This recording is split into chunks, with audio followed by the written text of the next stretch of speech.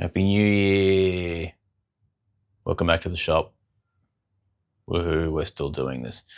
If you're new here, behind me is my 2004 Peugeot 206 GTI 180. This is the most desirable version of the least desirable car in the world. Just over 12 months ago, I literally dragged this out of someone's backyard because I left the handbrake on. It was extremely blown up, extremely neglected. It was filthy, the paint was garbage. Every suspension component on it was ruined, and I spent the last just over a year building it into this masterpiece that you see here using my very limited budget and very questionable skills. Now, I've replaced pretty much every part on it with either new or the best of what I've got in stock because, as you can see, I've got quite a lot of Peugeot parts floating around here. Not because I like them, but because they're cheap. Most of the work has taken place under or in the car and isn't visible, unfortunately. Roll cage, obviously, race seat mount, racing shifter, all the suspension stuff's been replaced, as I said. Most recently, we've put in a tilt and pedal box down there in the dark, which has created a whole bunch of hassles for me, and that's what we're going to get started on today. If you're interested in any of this, there is an entire playlist on how I did it, which I started filming as a bit of a how-to in case you wanted to do it. And I realized that no one else wants to do this, so it just became a boring vlog after that. Now, I spent yesterday tidying. This is stuff that needs to go in the car. That's all like long-term storage now. My wife's stuff, which she complained she had to get into the back of the shed to get to, is now at the front of the shed, so she doesn't have to come back here anymore. The reason that I did all that is because I was looking for a part which I was pretty sure I had several of, and obviously I don't have any of them. So I can't actually get on today with what I wanted to, which is really unfortunate, but we'll carry on regardless. Now, if you remember last year, I was building an aluminium airbox for this thing. I kind of realized that I was trying to design a better mousetrap, and I'm not qualified for that. So we're going back to the factory airbox because it's pretty much exactly what I was going to build, just, you know, lighter and probably better because it was engineered to work with this car and this engine and this intake and everything. So we're sticking with this. Now, normally there's a metal bracket which it clips into on those slots and it mounts down there. Now, this car didn't have a factory intake when I bought it. It had a K&N Typhoon. And if you know these cars, you'll know that the K&N Typhoon sucks. So we're going back to factory. Now, it mounts something like that, but that doesn't really help me because I need to know exactly how it mounts because I need to make an adapter from the manifold to the new throttle body, and the new throttle body needs to line up with this exactly because I've only got a really short silicon adapter, which doesn't have a lot of compliance in it. So I need to get some sort of mounting bracket for this to put that exactly where it goes so that I can mount this. And the reason for this is because I'm going from a factory drive-by-wire throttle body to an aftermarket cable throttle body. Don't ask why. Don't pass go. Don't collect $200. Just roll with me on this. It's what we're doing. So we're going, it's a 70mm throttle body to a 70mm throttle body, and that's a 75mm silicon joiner, which fits on there. But it actually doesn't even fit on there. This is 75mm, and I don't know how I'm going to get that on there. I need a 75 to 80mm silicon joiner, which I don't think exists.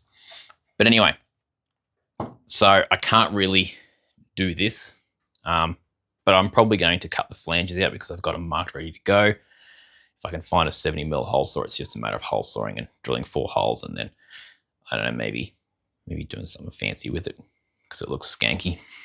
And then I need to cut out whatever piece I need of here to get that to fit.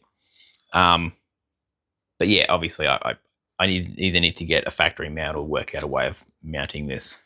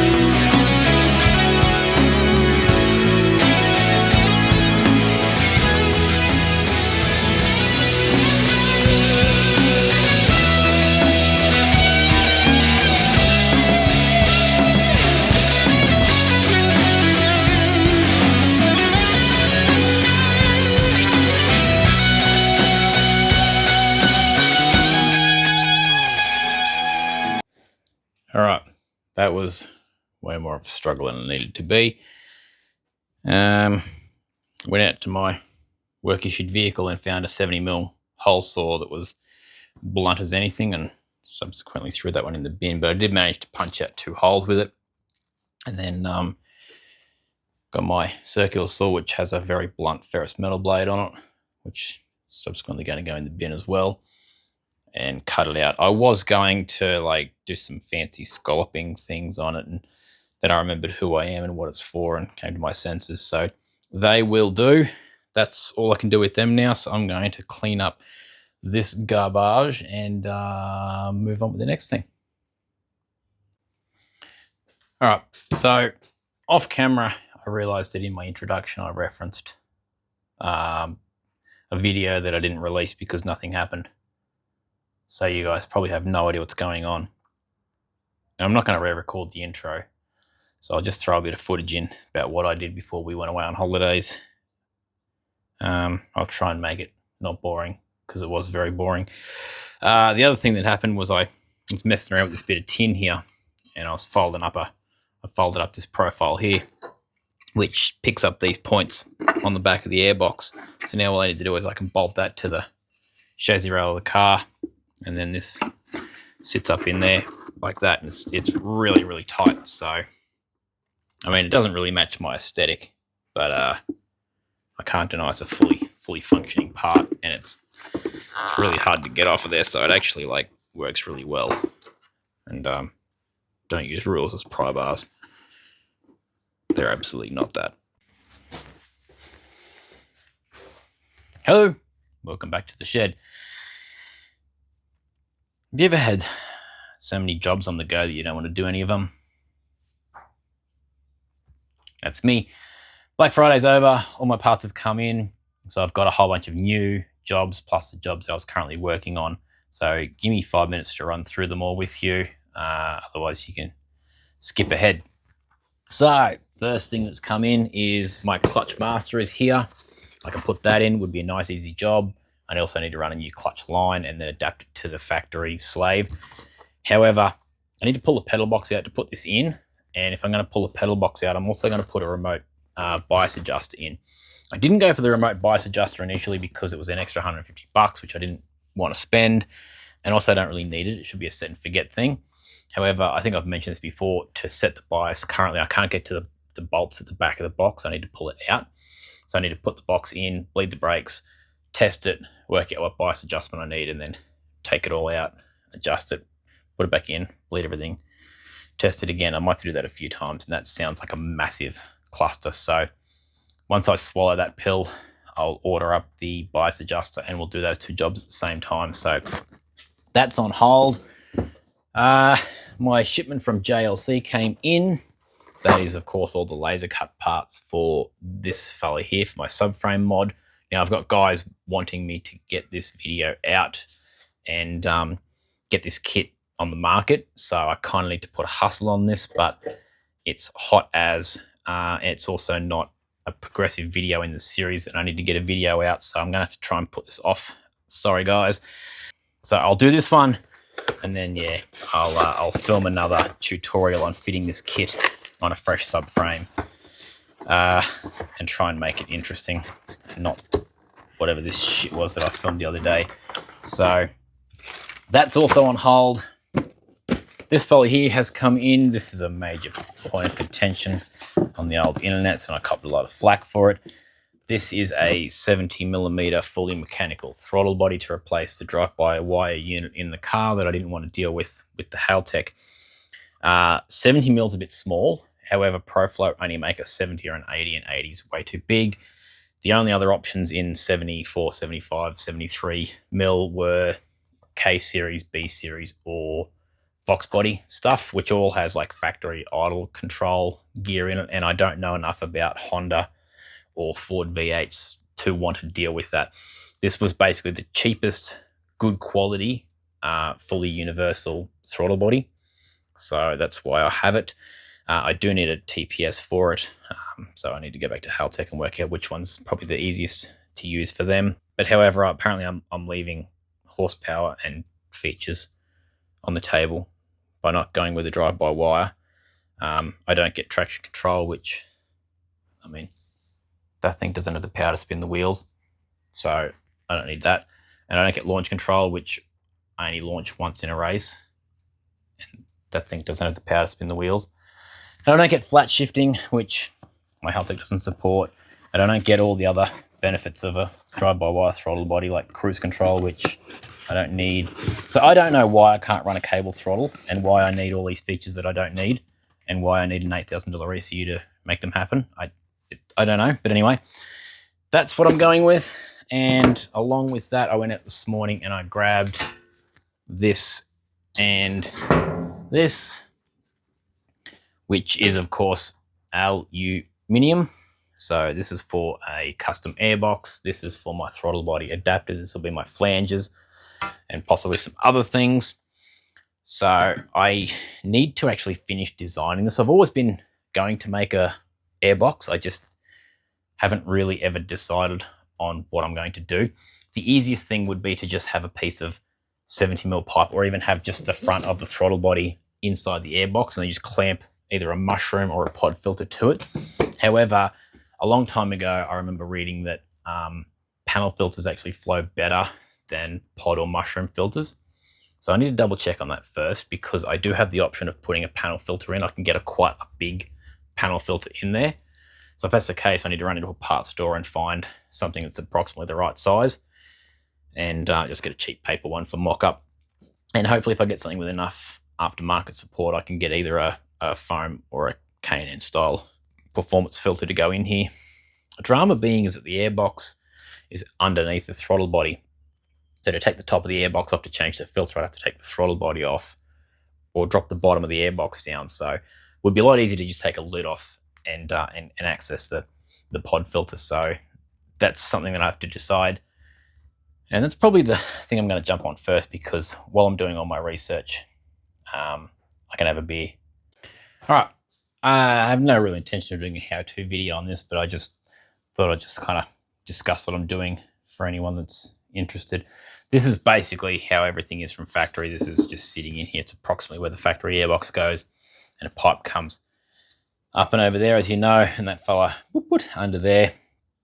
Now, this is essentially what I'm replicating, and it's pretty much going to be the same design as this, with the top that comes off and then pinches a filter in.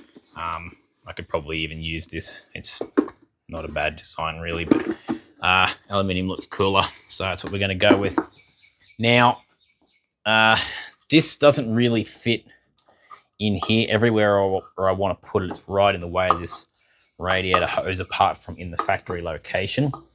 And that's sort of, I don't know, the angle's not working for me, but I was playing around here a little, and I worked out that once you get everything out of the way here, there's quite a bit of room. And unfortunately, it doesn't bolt directly on, although I don't think it would really work anyway in that location. It sort of hits. So I could put it there, but it's sort of right in the way of the radiator hose. I think coming out a little bit further is better. I'm sort of looking at it going, well, I need a radiator hose that dives away and goes underneath. And then I looked at the one that was laying on top of the engine here, and I realized that it kind of dives away and goes underneath. So normally it goes in like that. But if I flipped it over and put it on, it now kind of goes the other way. So I can put that radiator hose right now like that, tuck it out of the way, and then I can sit that throttle body sort of right there. Like this obviously won't be here, and it sits there quite nicely. Got a nice rounded shot in here, 45-degree bend into it.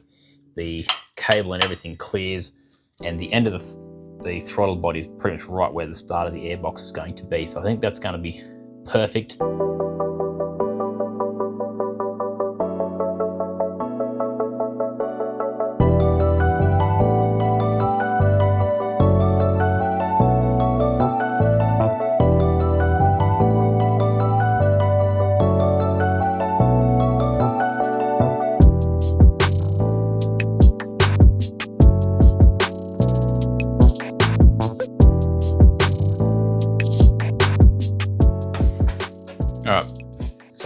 obviously what you've been watching is I'm mocking up for an airbox.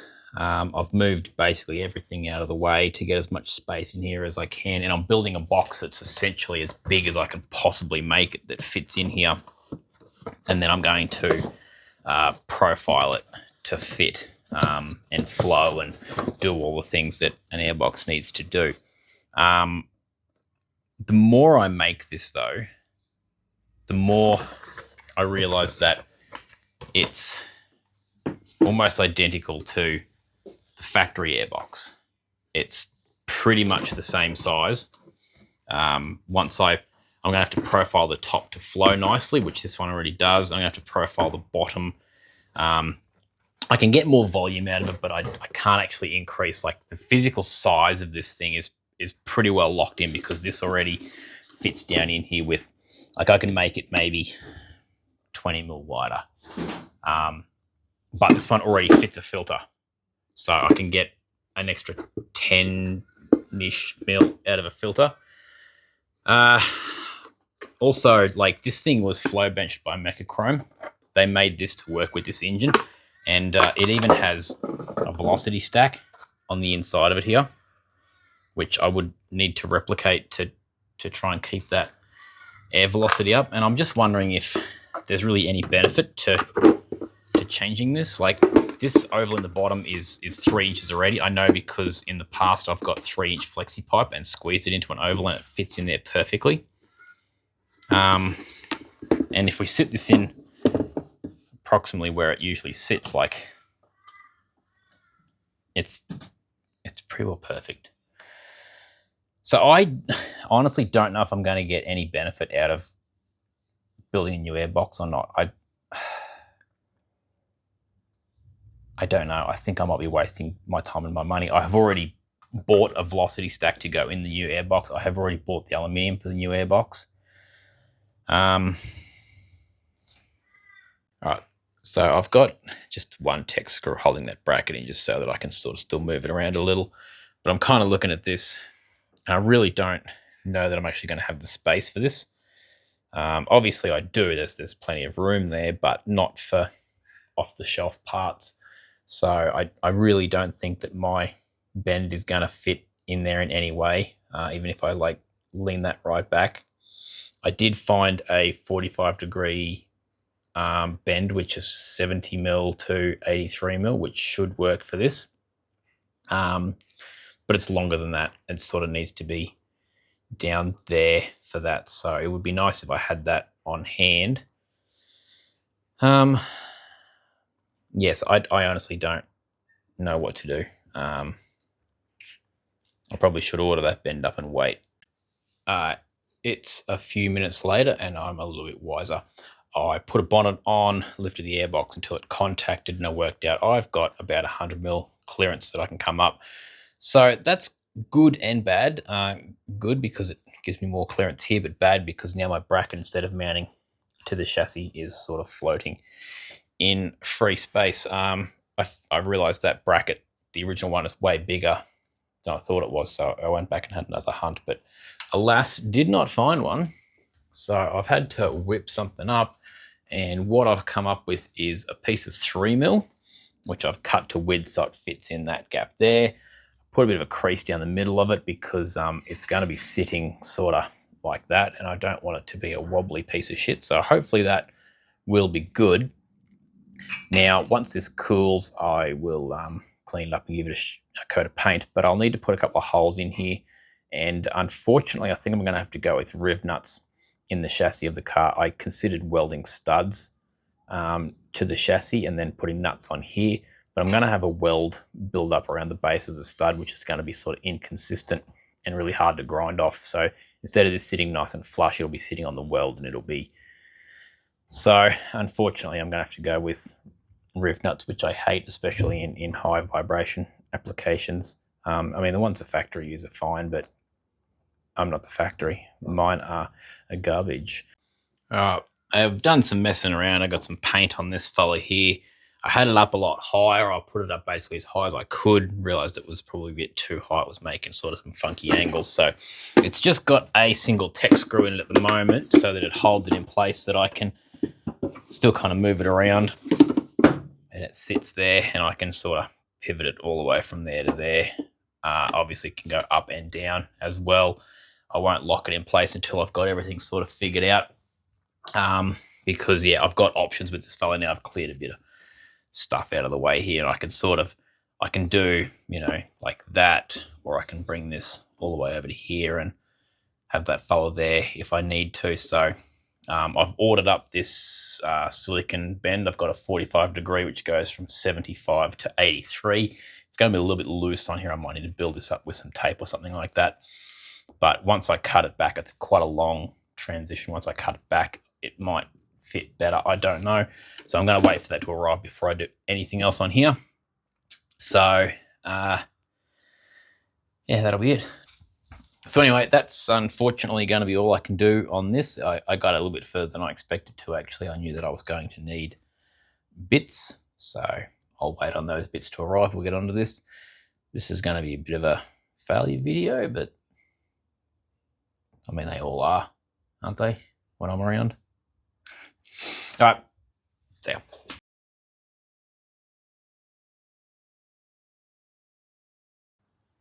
Happy New Year, welcome back to the garage. Woohoo, we're still doing this.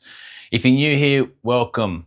Behind me here is my 2004 Peugeot 206 GTI 180. And on the other side of the shed is apparently a bunch of fucking barking dogs. Yeah, this is going to be my 2025 failure video. 2026 failure video. It's just a failure every year.